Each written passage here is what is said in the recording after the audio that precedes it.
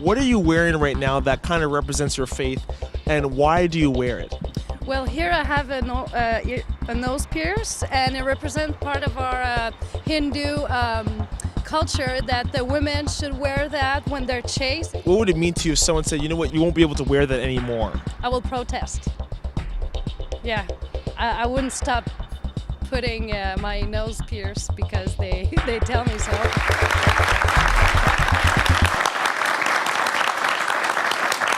Well, for our next guests, religious symbols have a meaning that goes far beyond political and partisan. Shima Khan is a journalist, scientist, and a mother. She authored Of Hockey and Hijab, The Reflections of a Canadian Muslim Woman. And Shima joins us from Ottawa. And Balpreet Singh is spokesperson and legal counsel for the World Sikh Organization of Canada. And it's my pleasure to welcome you both to Context. Thank you. Balpreet, I'm going to just do a spoiler alert here, and Shima, I want to introduce you also as my friend. We're both columnists at the Globe and Mail, and we love visiting with each other. But you chose, Shima, to wear a headscarf. You were in like year 6 of your studies as a scientist at Harvard. Why was that? Well, I had a spiritual hole in my heart. I'd always loved science, and I was culturally a Muslim, but with time, the thirst for God grew stronger, and the sciences don't really fill that hole. If anything, they provide you with further questions about your purpose of life, what's going to happen to you when you die. The more existential questions. And so I was searching, and I actually began examining my own faith in more detail.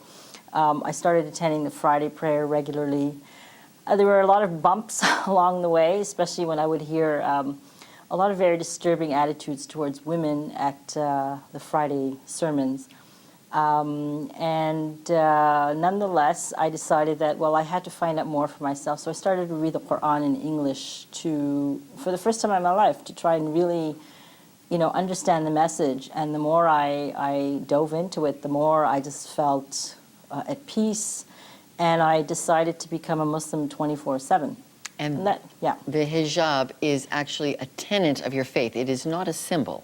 Right. I mean, in my understanding, that this is, this came after I started praying and fasting regularly. But it's for me, it's an act of faith in willful, if you like, submission or obedience to God, and I do it with love. All right. I want to now ask Balpreet. You also started wearing your turban as an act of your faith. What does it mean to you? So the word that we use in the Sikh faith is dastar. Now, dastar actually means the hand, so the hand of God on my head. The significance of the turban means dignity, means self-respect, but one thing that most people would be surprised to know is that it also represents gender equality. It reinforces that at a time when the Sikh faith was formed, women covered their heads, or it was considered important for them to show humility and respect. But the Sikh Guru said, if that's important for women, then it's equally important for men. So both men and women shall cover their heads. And it means the hand of God on your head. Correct. So it's, in a way, representing God being with me at all times. So it's not a symbol, it's an article of my faith, and it's a part of who I am. So I can't separate myself from my turban. If you had to be restricted, both of you, in public from expressing your faith with these tenets of your faith, we can't even call them symbols, they are intrinsic to what you believe, how would you react? Let's start with you, Shima. Well, if depending where I lived, I would try and channel my protests through the appropriate democratic channels in terms of protests and writing to my MP, and really try to change it through the legislative process. If I was not successful, I would go to a place where I would be accepted for who I am and where I could really practice my faith.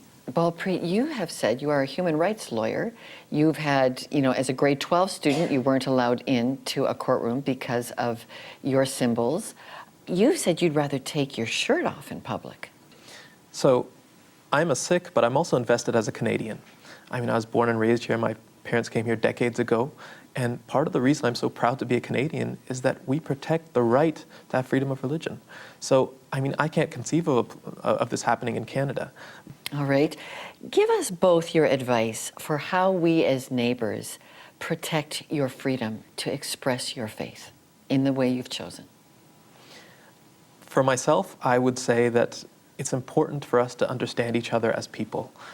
Faith is one aspect of who we are, but we can also relate to each other as parents. Maybe we can relate to each other on a career level, or, you know, we can both be Leafs fans. So I would just try and understand a person of faith as another person. And once you understand someone as just another person, you respect what they're doing. Shima, how about for you? Well, I would echo that, and I think it's actually two ways. I think people who belong to communities, where members of their community do wear, articles of faith that are visibly public. I think we have to make an effort on both sides to really interact and to get to know one another.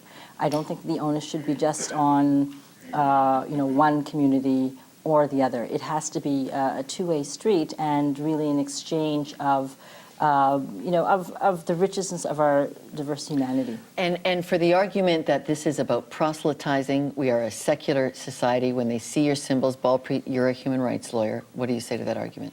Gosh, it just doesn't make any sense. I mean, I've never heard of someone saying the person serving me at the license counter is wearing a turban. I'm going to go home and wear a turban. I mean, it just doesn't happen. It doesn't make any sense. All right. Okay. Well, we do have lots of opinions in our studio audience. We're going to go to now.